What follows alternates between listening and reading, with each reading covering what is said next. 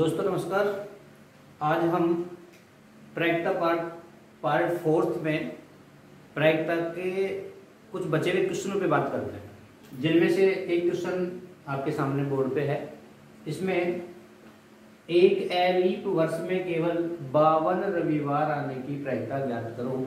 इस संबंध में अगर कोई क्वेश्चन पूछा जाता है तो हमें ध्यान रखना होगा, इसमें केवल 52 रविवार की बात की गई है। केवल 52 रविवार और केवल शब्द लगा हुआ है। इस केवल शब्द का अर्थ क्या होगा उसके लिए हम बात कर सकते हैं। केवल 52 रविवार आने का मतलब होता है 53वां रविवार नए आने की प्रायिकता।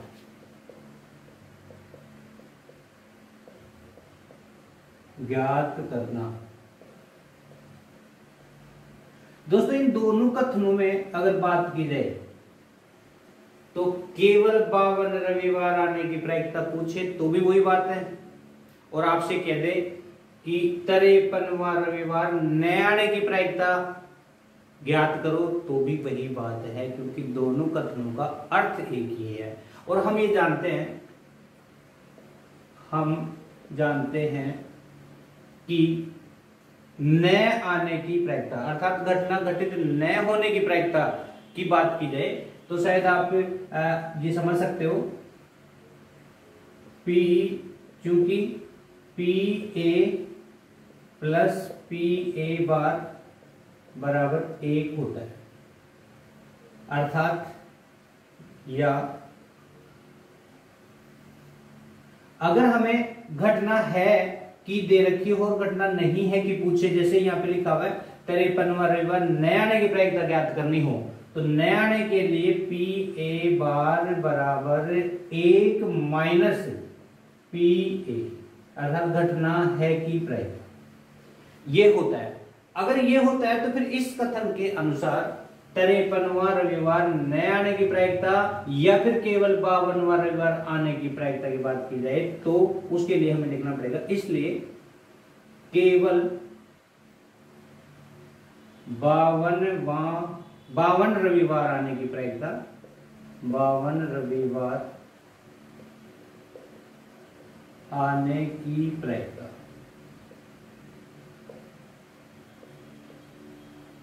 बराबर 1 माइनस 53वां रविवार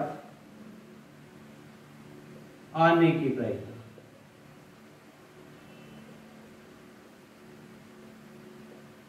ये इसका अर्थ समझ लीजिए, 53वां रविवार आने की प्रायिकता घटानी है एक में से, यहां पे देख सकते हो एक में से घटा हुआ है, घटना है की प्रायिकता घटी हुई है। क्या ज्ञात करने के लिए? घटना नहीं है कि प्रायिकता ज्ञात करने के लिए। 53वां रविवार नए आने की प्रायिकता ज्ञात करनी है तो एक में से 53वां रविवार आने की प्रायिकता घटानी पड़ेगी। अब बात आएगी 53वां रविवार आने की प्रायिकता, तो 1 माइनस अब 53वां रविवार आने की प्रायिकता यहां पे कैसे ज्ञात करें उसके लिए हमें समझना पड़ेगा, क्योंकि अलीप वर्ष है, क्योंकि अलीप वर्ष में 365 दिन होते हैं। ये बात हम सब लोग जानते हैं, 365 दिन होते हैं, अर्थात 52 सप्ताह व 1 दिन। अब 52 सप्ताह तो पूरे और प्लस 1 दिन बचता है। ये अलीप वर्ष में दिनों की संख्या और सप्ताह की संख्या के बाद भी 1 दिवस शेष बचता है। ये अलीप वर्ष की बात। अब बात आई कि ये दिन कौन सा होगा, उसके कुल परिणाम संभावित परिणाम क्या होंगे। तो ये जो दिन है इस दिन में रविवार, सोमवार, मंगलवार, बुधवार, गुरुवार, शुक्रवार, शनिवार, अर्थात इनमें से इन 7 दिनों में से कोई सा भी हो सकता है। ये दिन जो 52 सप्ताह के बाद बचा हुआ है, तो फिर कुल मिलाकर के इस दिवस की जो प्रायिकता होगी वो सप्ताह के इन 7 दिनों में से एक संभावना बनती है कि वो दिन रविवार भी हो सकता है, वो दिन सोमवार भी हो सकता है, मंगलवार भी हो सकता है, अर्थात सप्ताह के दिनों में से कोई सा भी दिन वो दिन हो सकता है।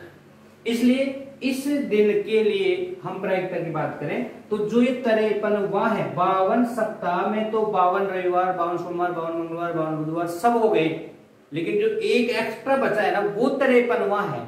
और वो 53वां है तो क्या है, वो 53वां रविवार भी हो सकता है, सोमवार, मंगलवार, बुधवार, गुरुवार, शुक्रवार, शनिवार और रविवार कोई सा भी हो सकता है 7 दिन में से। इसलिए 53वां रविवार आने की जो प्रायिकता होगी 1/7, अर्थात कुल परिणामों की संख्या 7 और अनुकूल परिणामों की संख्या 1, क्योंकि इस दिन एक ही शेष बचा हुआ है। और ये बात हम जानते हैं तो फिर हमें कोई तकलीफ नहीं होगी।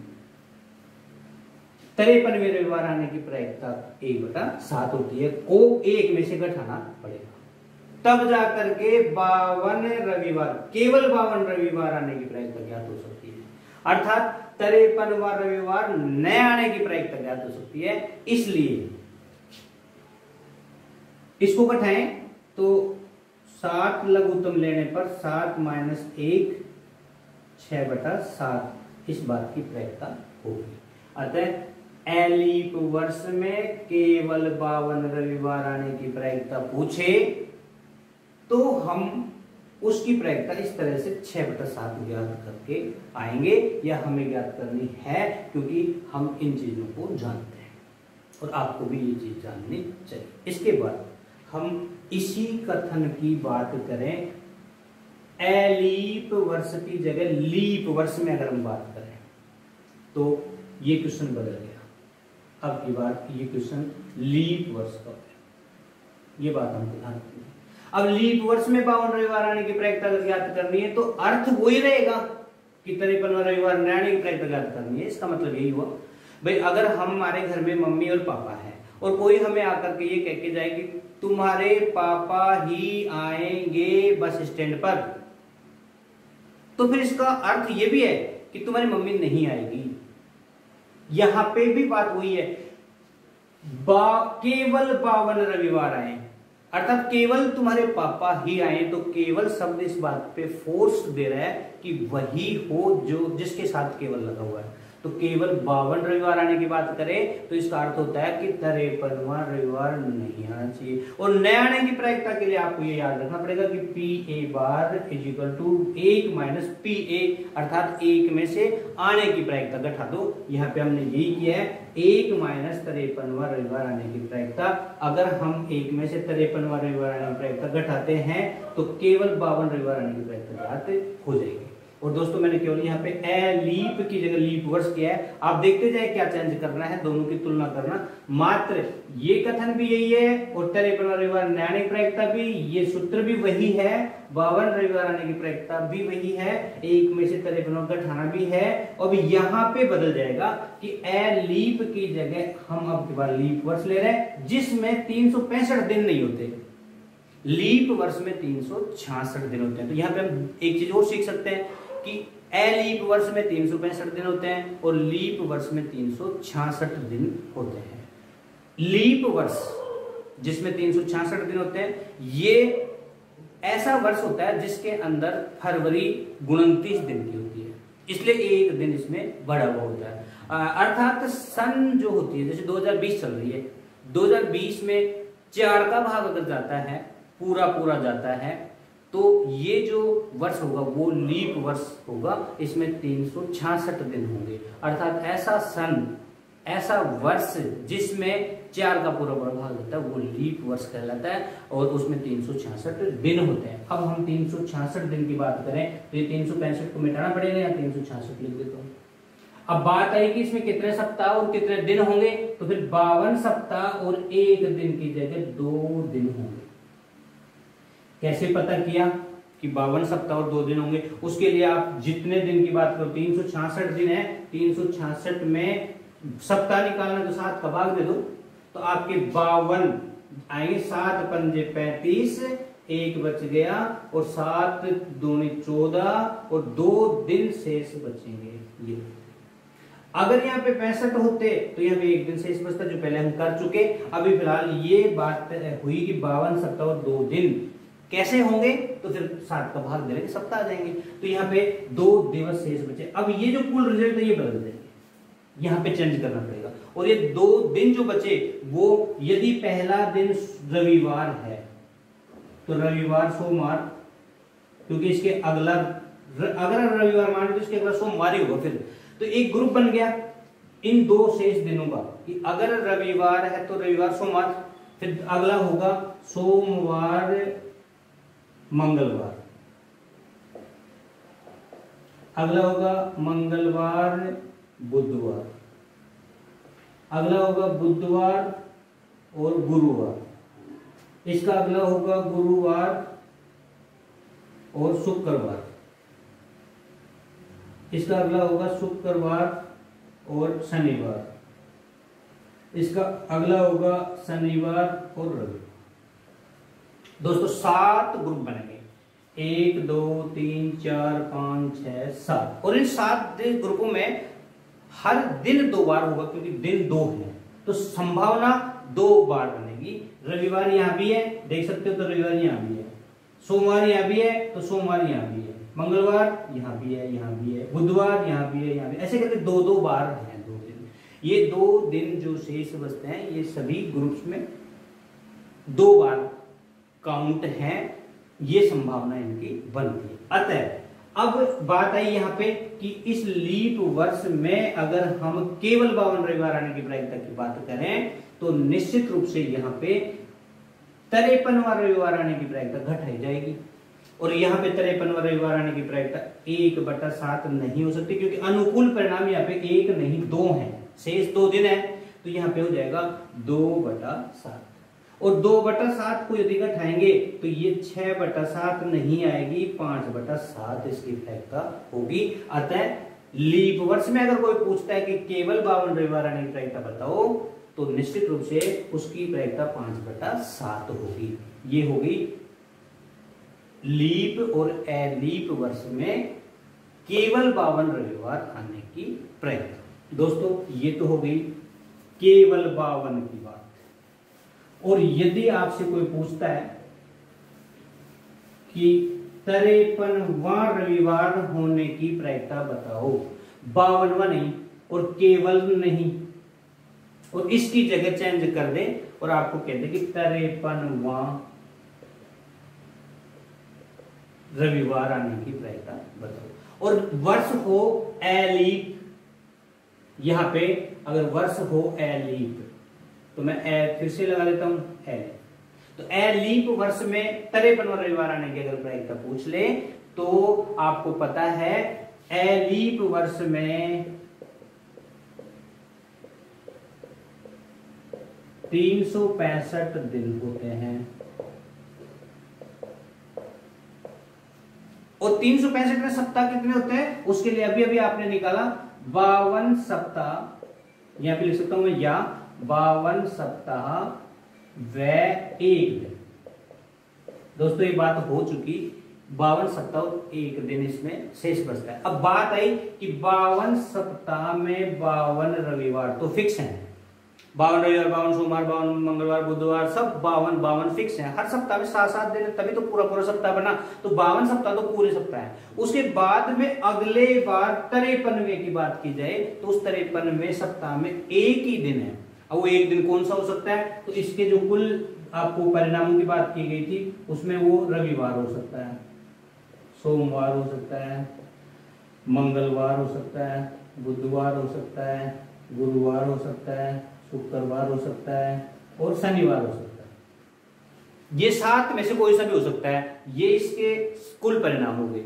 अब बात आई कि 53वां रविवार होने की प्रायिकता, तो 53वां रविवार यदि है तो अनुकूल परिणाम 1, अब चाहे वो 53वां रविवार पूछे क्वेश्चन को उस परीक्षा में, या फिर 53वां सोमवार पूछे, चाहे 53वां मंगलवार पूछे, चाहे इनमें से 53वां कोई सा भी नाम लेकर के पूछे, तो फिर आपका संभावना बनती है एक अनुकूल परिणाम और कुल परिणामों की संख्या 7। तो फिर इसका अर्थ होगा 1/7। ये इसकी प्रैक्टिस। दोस्तों अब यही बात लीप में न पूछ करके लीप में पूछ ले। तो अब हमारा ये क्वेश्चन नेक्स्ट हो गया कि लीप वर्ष में 53वां रविवार आने की प्रायिकता ये ज्ञात करनी हो यदि, तो फिर निश्चित रूप से लीप वर्ष में कुछ बदल गया। आप समझ चुके हैं क्या बदल गया। लीप वर्ष में, चूंकि लीप वर्ष में 366 दिन होते हैं, अर्थात या लिख दे तो या 52 सप्ताह व 2 दिन, और 2 दिन के जो संभावित जो कुल परिणाम थे ग्रुप्स में अभी मैं आपको बता चुका। अगर पहला दिन रविवार है तो रविवार सोमवार मंगलवार बुधवार गुरुवार शुक्रवार, और शुक्रवार शनिवार, और शनिवार रविवार, ऐसे करके 7 ग्रुप्स बन गए 2-2 दिन के, और उनमें हर दिन 2 बार है। तो यहाँ पे अनुकूल परिणाम होंगे उसके, क्योंकि रविवार होगा तो भी 2 बार होगा, सोमवार भी 2 बार होगा, अतः अनुकूल परिणाम होंगे 2, और कितने दिन में से, कुल 7 दिन में से, अतः उसकी प्रायिकता होगी 2/7। तो ये हो गया लीप वर्ष में, और ये हो गया लीप वर्ष में। दोस्तों इस बात का विशेष ध्यान रखना, एग्जाम में अगर पूछा जाए तो आप एकदम क्लियर होना दिमाग से, तब जाकर के ये सवाल आपका एकदम क्लियर सही हो पाएगा। इसलिए आप लोग समझ गए होंगे। मैं शायद इस बात को समझ सकता हूं कि आप लीप और लीप वर्ष के बारे में ये अंतर समझ चुके हैं। अब बात आई कि इसमें प्रायिकता के अंतर्गत एक क्वेश्चन ये था जो इससे संबंधित था, और एग्जाम में पूछा जाता है। एक क्वेश्चन ऐसा बचा हुआ है आपके प्रायिकता का, वो है 1 से 17 तक प्राकृत संख्याओं में अभाज्य संख्या आने की प्रायिकता ज्ञात करो। ये क्वेश्चन है यदि, तो दोस्तों आपको फिर से इस क्वेश्चन के कथन अनुसार ये समझना पड़ेगा कि 1 से 17 तक प्राकृत संख्या, तो मेन बात है प्राकृत संख्या। तो प्राकृत संख्याएं क्या होती है ये आपको समझना पड़ेगा। प्राकृत संख्याएं वे संख्याएं होती हैं जो 1 से शुरू होकर अनंत तक जाती हैं, लेकिन यहाँ इस क्वेश्चन वाले ने बाउंड कर दिया कि 1 से लेकर अनंत तक नहीं, हम बात कर रहे हैं सिर्फ 1 से लेकर के 17 तक की संख्याओं की, और वो प्राकृत संख्याएं होंगी 1 2 3 4 5 6 7 8 9 10 11 12 13 14 15 16 और 17। ये संख्याएं जो मैंने लिख दी, ये सब संख्याएं हैं प्राकृत संख्याएं 1 से लेकर 17 तक। इसमें 0 शामिल नहीं होता दोस्तों, आपको पता है पूर्ण संख्या अगर कहता तो 0 से शुरू होती संख्याएं। फिलहाल हम प्राकृत संख्या क्वेश्चन में है तो हम प्राकृत संख्या ही लिख रहे हैं। यहाँ पे अब बात आई, उसने पूछा कि अभाज्य संख्या प्राप्त होने की प्रायिकता ज्ञात करो, या अभाज्य संख्या आने की प्रायिकता ज्ञात करो। इसके लिए हमें अनुकूल परिणाम ढूंढने होंगे। अनुकूल परिणाम किसके लिए? अभाज्य संख्या की बात कर रहा हूं मैं, अभाज्य संख्या के लिए। अब अभाज्य संख्या कौन कौन सी है तो वो छांटना पड़ेगा, लेकिन छांटेगा वही जिसको ये पता तो हो कि अभाज्य संख्या होती क्या है। अभाज्य संख्याएं वे संख्याएं होती हैं जिनमें स्वयं का भाग जाता हो संख्या का, या फिर 1 का जाता हो, बाकी किसी संख्या का भाग नहीं जाता हो। दोस्तों 1 का भाग तो सब में जाता ही है, इसलिए हम विशेष इसको याद रखने के लिए ये सोचे कि जिस संख्या में स्वयं का ही भाग जाता है और अन्य संख्याओं का भाग नहीं जाता है 1 को छोड़ करके, वे सभी संख्याएं अभाज्य संख्या कहलाती है। अब यहाँ पे ढूंढना है अभाज्य संख्या, तो अभाज्य संख्याओं में 1 तो 2, इसमें दोस्तों 2 में 2 का ही जाता, खुद का ही, दूसरे की संख्या का भाग नहीं जाता। इसी प्रकार 3, इसी प्रकार 5, इसी प्रकार 7, और इसी प्रकार 11, इसी प्रकार 13, और इसी प्रकार 17। दोस्तों जो संख्याओं के मैंने राइट का निशान लगाया, ये सभी संख्याएं ऐसी संख्याएं जिनमें खुद का ही भाग जाता है, किसी अन्य संख्या का भाग एक को छोड़कर नहीं जाता है। तो यहाँ पे कितनी हो गई ये संख्याएं, तो मैं अनुकूल परिणामों में लिख रहा हूँ 2, 3, 5, 7, 11, 13, 17 और ये हो गए अर्थात 1, 2, 3, 4, 5, 6, 7। ये अनुकूल परिणाम हो गए इसके 7। और ये जो 7 अनुकूल परिणाम हो गए तो कुल परिणाम कितने हैं 17, 1 से लेकर 17 तक। तो फिर हमारी प्रायिकता होगी, इसलिए प्रायिकता बराबर हम जानते हैं, प्रायिकता बराबर अनुकूल परिणामों की संख्या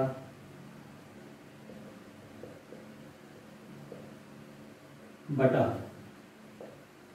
कुल संभावित परिणामों की संख्या।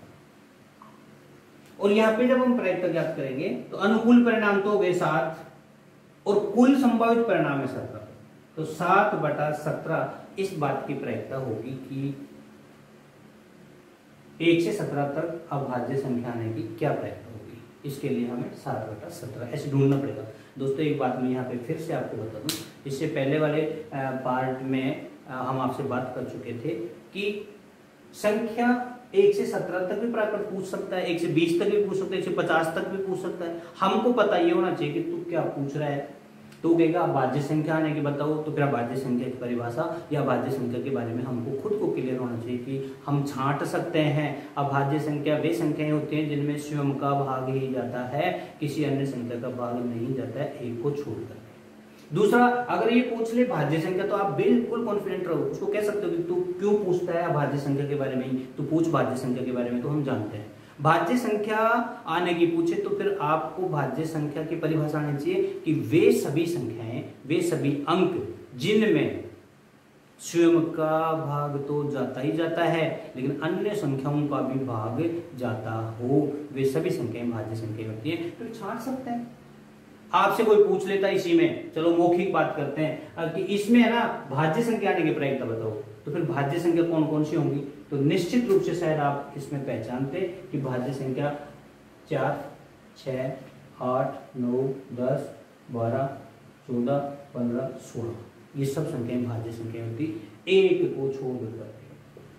ये न तो भाज्य है ना ही अभाज्य है। दोस्तों इस बात को पक्का याद रखना, एक ना भाज्य संख्या में काउंट होता है ना ही अभाज्य संख्या में काउंट होता है। तो फिर यहाँ पे इस बात की क्या प्रायिकता होगी कि भाज्य संख्या आने की प्रायिकता ज्ञात करनी हो तो 1, 2, 3, 4, 5, 6, 7, 8, 9 अनुकूल परिणाम हो गए। तो अनुकूल परिणाम जब 9 होंगे तो निश्चित रूप से कुल परिणाम 17 हैं, उनमें से 9/17 भाज्य संख्या आने की प्रायिकता हो जाएगी। दोस्तों आपको इसी क्वेश्चन में पूछ लेता कि सम संख्या आने की बताओ, तो आपको पता है ऐसी सभी संख्याएं जिनमें 2 का पूरा पूरा भाग जाता है, उन सब संख्याओं को छांट लेते, वो अनुकूल परिणाम हो जाते, फिर सूत्र में मान रख देते। यदि आपसे पूछ लेता विषम संख्या आने की बताओ, तो हम जानते हैं विषम संख्या का अर्थ हुआ ऐसी सभी संख्याएं जिनमें 2 का पूरा पूरा भाग नहीं जाता है, वे सभी संख्याएं विषम संख्या कहलाती हैं। तो उनको हम इनमें से छांट के अनुकूल परिणामों की संख्या ज्ञात कर लेते और सूत्र में मान रखते, कुल परिणाम हमारे 17 ही रहते यदि 1 से 17 तक पूछा गया है तो। दोस्तों कुछ भी पूछ सकता है, वो पूर्ण संख्याएं, पूर्ण वर्ग संख्याएं अगर पूछता है तो पूर्ण वर्ग संख्याओं का अर्थ हुआ ऐसी सभी संख्याएं जो जिनका पूरा पूरा वर्गमूल लिया जा सकता है, उनको छांट लेते, वो अनुकूल परिणाम हो जाते, फिर हम सूत्र में मान लेते। पूर्ण घन संख्याएं, इसका अर्थ भी यही हुआ कि हम पूर्ण घन संख्या छांटते, तो पूर्ण घन संख्याओं के बारे में हमें पता होना चाहिए ऐसी सभी संख्याएं जिनमें या जिनका पूरा पूरा घनमूल निकाला जा सकता हो या घनमूल होता हो, वे सभी संख्याएं पूर्ण घन संख्याएं कहलाती है। तो अनुकूल परिणामों में वो पूर्ण घन संख्याओं को छांट लेते। ऐसे वो कुछ भी किसी भी संख्या के बारे में पूछे तो हमें खुद को पहले से वो संख्या के बारे में जानकारी होनी चाहिए, तो हम छांट सकते हैं। अब वो चाहे 1 से 17 तक पूछे और चाहे वो 1 से 50 तक पूछे, चाहे 1 से 10 तक पूछे, आप कर सकते हो। इसलिए ये कोई ज़्यादा कठिन काम नहीं है यदि हमें ये चीज़ें आती हैं। अब आता है एक क्वेश्चन जो इस प्रश्नावली में पूछा जाता है लास्ट क्वेश्चन है, बाकी सब टाइप्स के क्वेश्चन इसमें हो चुके पार्ट 4 तक, और इसके बाद हम फिर देखते हैं अगली प्रश्नावली। पहले हम वो क्वेश्चन जो इसमें बचा हुआ है, वो क्वेश्चन जिस तरह का आ सकता है, पूछता है, वो है कि यदि 12 खराब पेन है, खराब पेन कोमा 134 अच्छे पेनों में मिल जाए,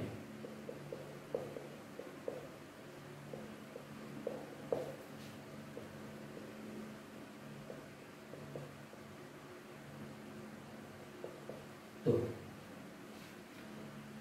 12 खराब पेन 134 अच्छे पेनों में मिल गए। मिलने का अर्थ मिक्स हो गए, सारे पेन एक जगह हो गए, खराब भी अच्छे, लेकिन हमको ये पता है कि खराब कितने हैं और अच्छे कितने हैं। तो लग गया, उसके बाद वो कुछ भी पूछ सकता है। तो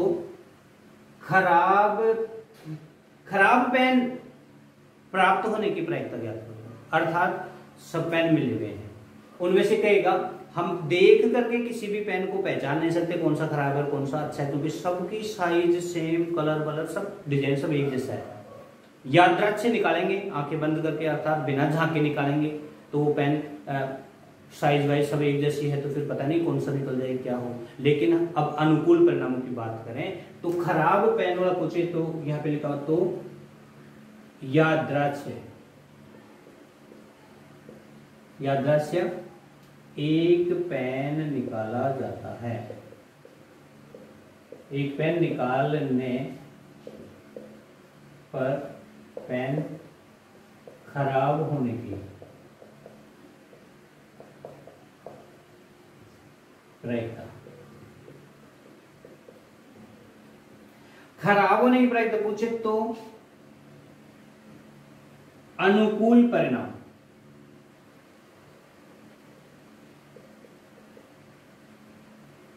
अनुकूल परिणाम बराबर 12 होंगे। दोस्तों अनुकूल परिणाम 12 होंगे क्योंकि आपको पता है खराब तो 12 ही है, चाहे वो मिक्स हैं लेकिन हैं 12 ही, तो संभावना 12 ही बनेगी। कुल परिणाम,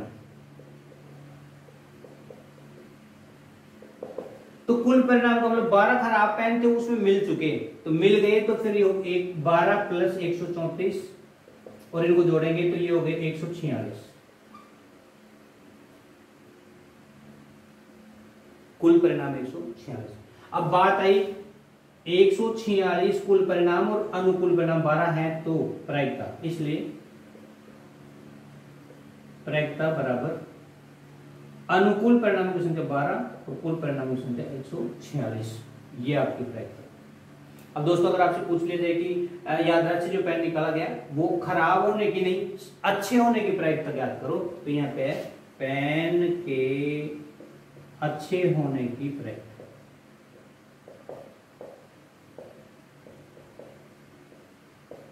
और अब आप समझ गए कि अच्छे होने की प्रायिकता में अनुकूल परिणाम आपकी बार 134 होंगे, क्योंकि 134 अच्छे पेन हैं, तो अनुकूल परिणाम 134 और कुल परिणाम दोनों को जोड़ने पर 146।